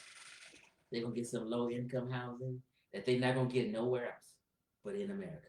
They love it here. The way it was built was a tragedy. No one's in denial about that. That time has passed. Like, today, we, Latinos and black folk, have desensitized white folk. What do you mean, Chief? This younger generation, like my son and all his homies, he got to admit, white boys, Asian boys, they love him. Like for instance, when you be around a certain person for so long, you realize, hey, what I thought about this person wasn't right. I like this cat now. Oh, he's cool. Yeah, you become desensitized. This generation right now, the generations coming, these white boys have a different mentality than the white boys in the 50s and 40s and 30s and all that. All that shit is dead. When this old generation move on, the next generation gonna have it easier. So that's what I mean by take it. Take these positions. These white folks have been desensitized. This is not 1930. This is 2021. We've rubbed shoulders and rubbed elbows with folk. The NBA used to be all white. NFL, baseball used to be all white. It's not no more. You know why? Not per se because they just wanted to get along and be fair. That's not why none of these sports are integrated right now. It's integrated now because they start realizing, damn, this motherfucker is talented. He can come up in here and make it in our system. And we can win. So these black athletes start implementing and coming into these sports. Now they're predominantly black. So when like the economists and a lot of these conservative thinkers like Thomas Sowell and Walter E. Williams is telling people, your talent and skills get you where you are in life. That's just a simple motherfucking fact. If niggas ain't getting degrees in these tech fields and sciences and like chemistry and shit, well, what do you think? Who's gonna have them? The ones who are getting the education in those fields. The ones who are going to get in this higher education. So sports is integrated because that talent was unavoidable. You can't hold that talent that damn long. This is a new generation. Your talent, your skills get you what you want in life. My skills of maybe having the gift of gab and knowing how to hustle and make money because I've been doing it forever gets me where I am. I can pay my bills today because I know how to hustle and get money. I'm skilled at it. I'm skilled enough where I was able to get a 740 credit score because I paid my bills because I made some money from my talent and skills. I know how to talk you out your money and put it and make you put your money in my pocket. But I'm not just talking you out. I'm providing you a proper service, a proper product. And you getting that money out your pocket and you putting it in my pocket so I can feed my family, take care of my kids and family. When my daughters need to borrow some money, I got some money for them. Hey, baby girl, I got you covered. What you need? My son today text me, Daddy, you got $30? Sure.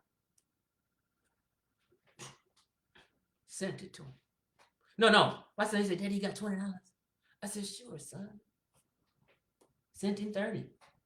I don't just send my son money like that unless he asks me.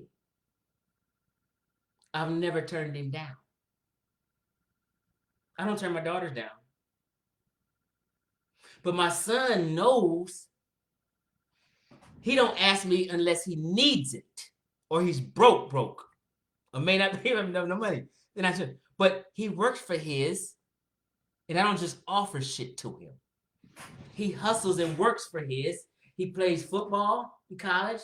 They've been on a break because of this COVID shit. But he goes to school and works part-time at Home Depot and makes his money.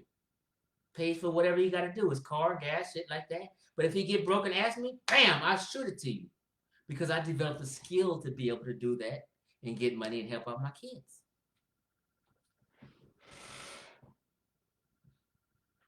In 2021, your talent, your education level, and your skills will get you any fucking where you want to go.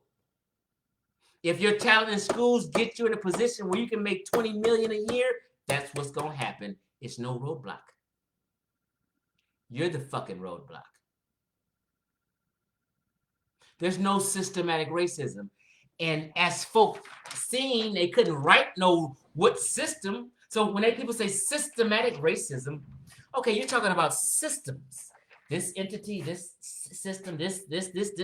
Okay, so which one is systematically racist that harms and holds you back? And none of y'all really could come up with anything. And none of y'all need to rethink everything Candace Owens says and be objective. Say, you know what? Is she right? It hurt to the core to hear it, but is she right? She may not deliver it in the best way, but is she right?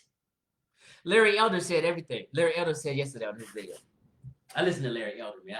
I started listening to Larry Elder the last year. And I didn't realize how bright and brilliant this man was. Until the last year, I said, damn, I've been too. We've been hating on a brilliant black man. And I forgot my point I was just about to make. Larry Elder said, what did I say? Maybe somebody should remind. Oh, shit. Okay, let me just address this. Shabazz Muhammad says, I know this is your spotlight, but we're at war. Think about that statement. I'm just using your comments, Shabazz. No hate or anything like that. It's all good. I want people to comment so we can have a talk. Shabazz Muhammad says, I know this is your spotlight. It's not no spotlight. I'm just trying to have a teaching moment. You know, I'm not that kind of nigga. I ain't trying to sell you shit. It ain't no live stream. You ain't giving. This is all free game. I've been talking for. Yeah, if you guys don't owe me no money, you ain't got to buy shit from me. So I'm not trying to be on no. That's not me. That's some other niggas. I'm good. Okay, so Shabazz Muhammad said, I know this is your spotlight, but we're at war. Bam! Check this out. Why would he think he's at war? And who's he at war with? Who, Shabazz Muhammad, is stopping you from doing anything in life you want to do? Shabazz Muhammad, right now, you can go to any country you want to and get a passport and go to any country you want. You're a free man now. We's free now, y'all. Did you know that? You know, we joke about people in Vietnam don't know the war is over. People no, we're free now. The war is over. So, Shabazz Muhammad, you can get any job you want if you're qualified. You can go anywhere in the world you want. You can start any business you want. You can start a toilet paper factory if you had the resources and able to do it. You can get business loans. Niggas been getting business loans all over the place, fraudulently, whatever you can do what you want. Nobody's stopping you. War with who? The war is with yourself in your mind. Yeah, we at war with ourselves. Who we at war with? The war is over. White folk won. It's everybody's duty to get into this motherfucking system and work it to the best benefit of everybody's family because ain't nobody going nowhere. You can't start a nation within a nation. You know when people be talking, we want our own nation. How? This is a nation. What are you going to do? You can't have a jurisdiction or a nation within a nation. That's that more shit talk they confusing you with and having that false hope. Because until 2020, like Dr. Umar Johnson can't have no school like he talking about. That's called discrimination. It's just fluff talk. You can't say, I want only black boys. I want only girls with kinky hair. You can't do that in 2021. A white boy can say, I want to go to school here. And by law, he can go to school there. He can go to school there. You cannot do what Dr. Umar is talking about in 2021. I don't know why people aren't realizing this. That's called discrimination. There's no white people right now saying this is an all-white school where nobody else can come here. They would be sued to hell. You don't hear white people talking that dumb shit. But niggas actually believe Umar can do that. Now, you can have your own private school where no white people are going to want to come because of how you are, yeah. But technically, you can't stop nobody from going to a school. That's called discrimination. And there's another thing. You can't have no live-in boarding school without involving the county and state, because you're dealing with minors. You need state, county approval for all that shit dealing with minors in schools.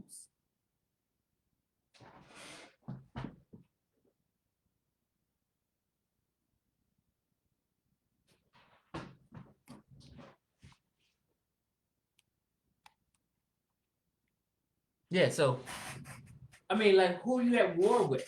And what are you worrying about? Who's waging a war on Shabazz Muhammad right now? Shabazz Muhammad, I just got to be real with you, bro. Ain't no white folk thinking about you right now.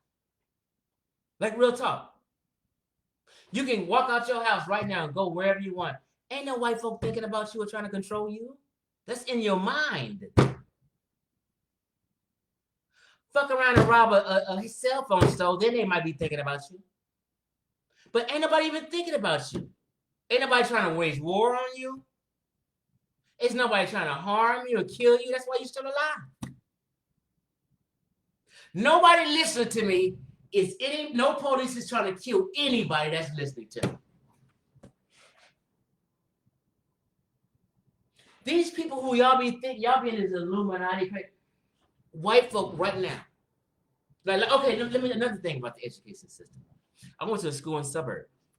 I got the exact fucking curriculum, the exact education of all them Asians and white boys and Latinos and Indians that was in school with me.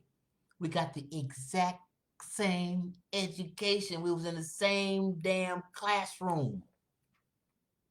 We graduated at the same damn time with the same fucking curriculum. There's no difference. And once we graduated, it was up to us on how we went about life and went out there. If they chose to get a higher education than I didn't, then they succeed better.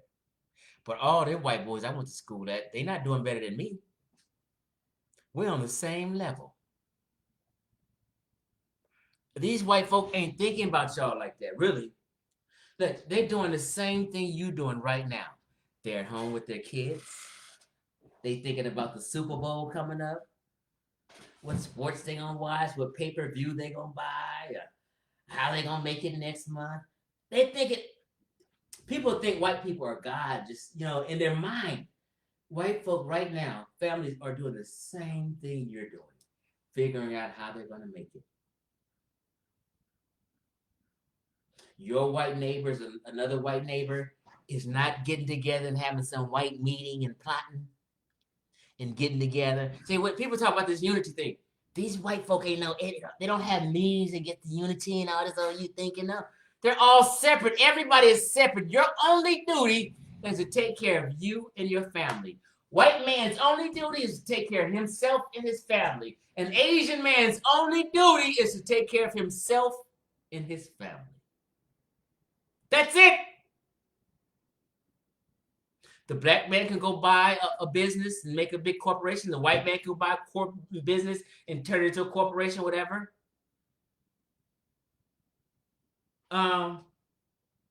It just so happens that others own shit previously to other people owning shit, so they still own things. They own and run the majority of the shit. But that started way back then. It's just still that way. But that has nothing to do with you doing your thing and making shit happen. And then them companies is hiring different races. You can come up in that company and become a CEO. You make enough money, you can buy the goddamn company if you got enough money. That's what goes back to. Take your shit. Everybody got an opportunity to take their shit. Take your shit in life. There's no systematic racism in 2020. You would have a great argument if you was talking about pre-civil rights time, redlining time, slavery time.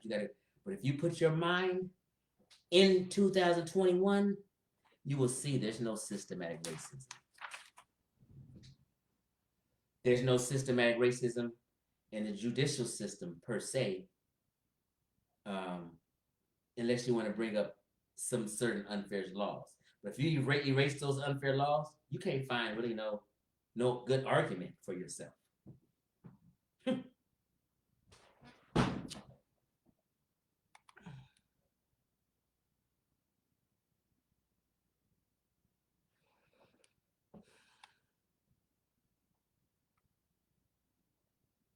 Now, another comment Shabazz Mom said, I respect you as an elder, but you can't get rid of oppressors by letting the time go by. See, Shabazz Muhammad, you have to do this. I think you came into this thing real late, so you missed a whole fucking hour of talk. You can't come into the middle of a discussion or at the end of a session and form an opinion and start typing. That's called being reactionary. You were not here when I broke down the stuff earlier. Do you understand what I'm saying? I broke down beginning. I said, don't be reactionary, think. And we're going to break down each point by point.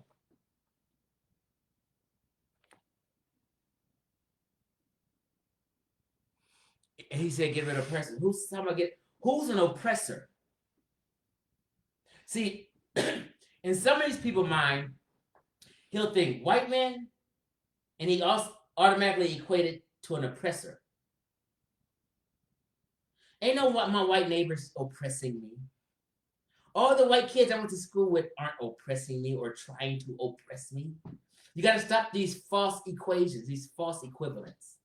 White man oppressor, no. Those are just titles and shit people say and fearmonger you. And there was oppression, but a person is not called an oppressor.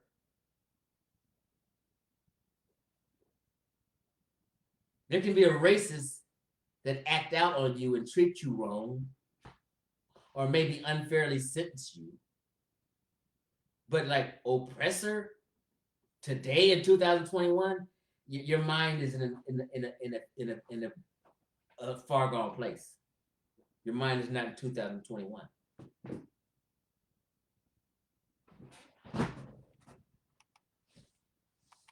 Okay, so it's been 2 hours and 18 minutes. That's a long ass damn live stream. Nobody really got comments.